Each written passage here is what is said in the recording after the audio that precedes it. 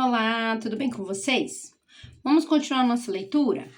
Que o nosso Senhor amado invada este momento de leitura, a sua vida, aonde quer que você esteja, aonde quer que as minhas simples palavras estejam alcançando, que possa ser o Espírito Santo a tocar sobre a sua vida e ministrar aquilo que Ele tem para nós através da leitura de hoje. Amém?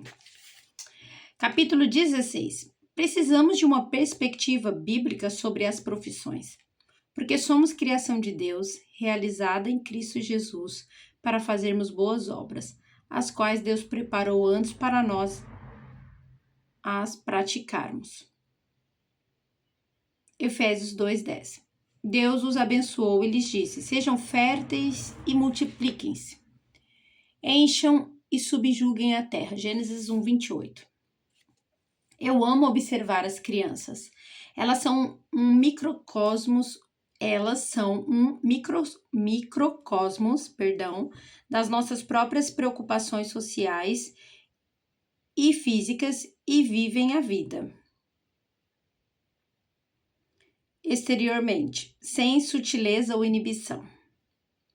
Ao observá-las, geralmente, eu consigo entender melhor tanto as outras pessoas como a mim mesma. As crianças sabem o que amam e amam aquilo para o que foram criadas para fazer. Elas irão, em um ambiente livre para a criatividade, usar seus dons e talentos. Uma colega de trabalho me contou que, certa vez, sua filha de 3 anos... Uma colega, mas depois parou. Uma colega de trabalho me contou que, certa vez, sua filha de 3 anos o parou quando ele saía para trabalhar. Deve ser um erro, tá? Peço desculpas. Ela achou que o que ele estava vestindo não estava combinando e começou uma rotina matinal que iria durar por vários anos de escolher as roupas para ele. E ela era boa nisso. Seu senso de cores, moda e charme já estavam ali com 3 anos de idade. Outra amiga minha, que hoje é a pessoa responsável pela agenda do gabinete do ministro de uma nação, quando criança criava uma escrivaninha de secretária imaginária com telefone, agenda e calculadora e brincava de fazer reservas de passagens aéreas. Eu costumava criar um pequeno palanque e reunir todos os meus amigos discursando para eles. Desde cedo estava evidente na minha vida que meu futuro iria envolver palestras. As crianças, criadas à imagem de Deus, sabem que possuem talento e amam o que foram criadas para fazer. Trabalho é a adoração. Se quisermos revelar o reino e toda a sua glória, precisamos da perspectiva de Deus sobre profissões e trabalho. Uma grande parte de como o conhecemos e o desfrutamos para sempre é cumprindo o trabalho que Ele nos designou para fazermos. Revelamos Deus através do trabalho das nossas mãos, assim como Ele revelou a si mesmo através da sua criação. Nosso trabalho revela quem somos, o que cremos e quem adoramos. Uma das experiências mais degradantes para os seres humanos é sentirem que não têm nada para contribuir ou terem a sua contribuição rejeitada ou desvalorizada. Isso é um fato, gente, porque a pessoa perde o senso de propósito, não é? Deus nos deu 6 dias para adorarmos através do trabalho e um para o descanso. Com a nossa concentração nos ministérios tradicionais da igreja, evangelismo e missões, e nossa dicotomia secular-sagrado, nós perdemos a teologia do laicato, ou seja, a perspectiva de Deus sobre o trabalho fora da instituição da igreja. No início dos anos 70, quando eu começava em missões, lamentávamos os cultos fúnebres, que as igrejas, está entre aspas, tá bem? Que as igrejas frequentemente faziam para aqueles que estavam dando suas vidas para missões. Achávamos que o chamado missionário era o maior chamado que podia existir na Terra. Achávamos que Deus tinha nos liberado para sermos aquilo que Ele nos criara para ser.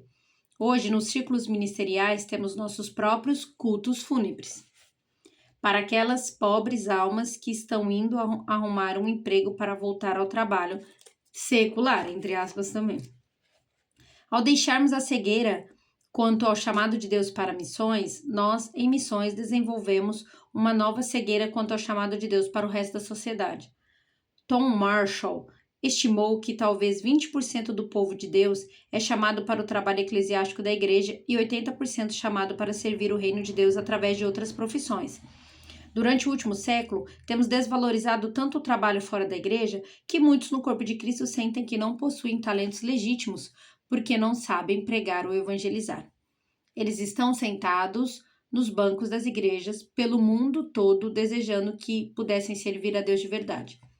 Nossa visão para um homem ou para uma mulher de negócios é que ganhem bastante dinheiro para ajudar em missões ou no programa da construção de igrejas. Líderes podem trabalhar como tesoureiros da igreja. Nosso alvo para os professores é a escola dominical. E para os comunicadores? Bem, temos os informativos da igreja e o quadro de avisos que precisam de atenção. Artistas, músicos e dançarinos são sempre bem-vindos nos programas de louvor e de evangelismo. Eles podem ajudar criando banners para adoração também. E os cientistas? Os técnicos? Esses são difíceis de encaixar. Será que podem ajudar consertando o encanamento e o ônibus da igreja? Desenvolver a parte de engenharia para o nosso programa de construção? Líderes, políticos e advogados realmente demandam muita criatividade para encontrarmos um trabalho para eles dentro da igreja. O resultado dessa mentalidade, deu para entender, né, que ela estava sendo sarcástica. Peço perdão, talvez se minha maneira de ler não transpareça, mas ela estava sendo sarcástica, tá bem? Sarcástica. Eu vou falar essa palavra porque eu acho que não é mal, não é no tom pejorativo, tá bem? O resultado dessa mentalidade é que a maioria do povo de Deus vai ao trabalho 5 ou 6 dias por semana para ganhar dinheiro. E esperam os domingos chegarem para poder realmente fazer algo para Deus. Que tragédia! Não é de se admirar que sejamos uma igreja sem influência. Assim que passamos para o lado de fora do santuário, ficamos sem saber o que fazer pelo reino de Deus. O que perdemos é uma teologia de trabalho e o propósito de Deus para todos os dons e talentos. Se queremos reconquistar a influência histórica dos cristãos em nossas sociedades, temos de recuperar a perspectiva de Deus sobre todas as profissões. Quem secularizou o quê? Gostaríamos de fazer uma proposta radical. Hoje em dia falamos muito sobre a secularização da sociedade, do Natal, da igreja, do domingo, etc. E é verdade, muitas das nossas culturas, incluindo a cultura religiosa, têm se transformado em empreendimentos de negócios vazios em termos de verdadeiros significados.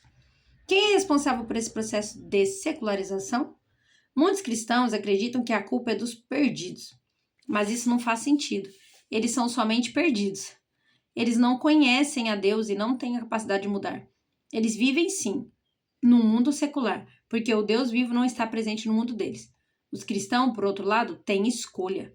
Podemos rejeitar a secularização porque Deus faz parte da nossa realidade. Mas, quando aqueles que conhecem a Deus e se chamam pelo nome, e aqueles que conhecem a Deus e o chamam pelo nome, deixam Deus de fora da maior parte de suas vidas e não conseguem ser luz fora do contexto religioso, a sociedade se seculariza, entre aspas, ou mergulha profundamente em trevas. Quando nós, como cristãos, deixamos Deus fora dos nossos empregos e vamos ao trabalho só para guardar dinheiro, então o sal perdeu todo o seu sabor. Quando a luz do mundo é fraca, certamente a escuridão predomina. Nós cristãos somos sal e a luz, somos o problema e a solução. A visão de Deus sobre as profissões. Quando Deus criou o cosmos, deu à raça humana uma parte muito específica e maravilhosa do seu plano. Fomos criados por ele para cuidar do seu mundo material e para criar a cultura humana, que revelaria a sua imagem completa. Seu mandato, em Gênesis 1, 28, não é para que sejamos fazendeiros, é para que usemos os nossos dons e talentos para criarmos conforme sua imagem em cada um de nós. Alguns revelam Jeová Jireh, o Deus provedor, através de seus talentos empresariais e em negócio. Alguns, com paixão por justiça, lutam para construir a sociedade através do sistema judiciário. Alguns são literalmente compelidos por Deus para tornar a vida mais bonita através das artes. Sua paixão é a de revelar o Deus da beleza. Outros, por amor à verdade, tornam-se comunicadores e educadores. Pessoas ansiosas por descobertas tornam-se cientistas e exploradores, indo até o fim para descrever nossa realidade, nosso mundo e o cosmos, e aprender sobre a criação de Deus. Outros ainda possuem uma paixão por revelar Deus Pai, criando futuras gerações para conhecê-lo e desfrutá-lo para sempre. E outros desejam ajudar todos a conhecer a Deus mais profundamente e a compreenderem o que é uma vida dedicada a Ele por completo, através de todas as áreas, da família e do trabalho. No ministério, buscamos revelar o grande sumo sacerdote a todo o corpo de Cristo. Nossos dons e talentos são diferentes, mas todos são capazes de revelar Deus através de seus talentos às suas vidas. Amém? E é tão incrível que eu tô fazendo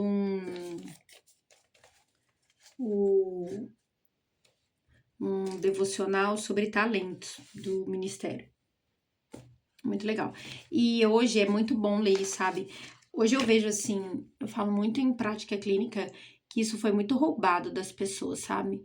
Essa oportunidade das pessoas trabalharem com aquilo que foram criadas para fazer. É nato, tá desde a infância em nós. Então, é muito difícil porque hoje meio que os jovens, eu atendo muitos jovens, tá? E eu trabalho muito isso com eles, para eles encontrarem uma maneira de prosperar, mas dentro dos talentos. Porque a coisa mais difícil no ser humano é ele fazer o resto da vida algo que não gosta, algo que não foi criado para ser. É pesado. Por isso que hoje, somente da minha geração para trás, existe muito, faz muito sucesso aí como fala? Mudança de carreira, né? Tem um nome, não lembro, mas essa mudança de carreira, tá bem?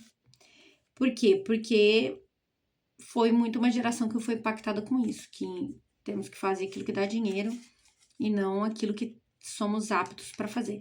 E aí uma geração hoje é um pouquinho pior, porque além deles irem fazer aquilo que eles não gostam, eles não sabem nem do que gostam. É um pouquinho mais profundo, sabe? Transição de carreira, lembrei da palavra.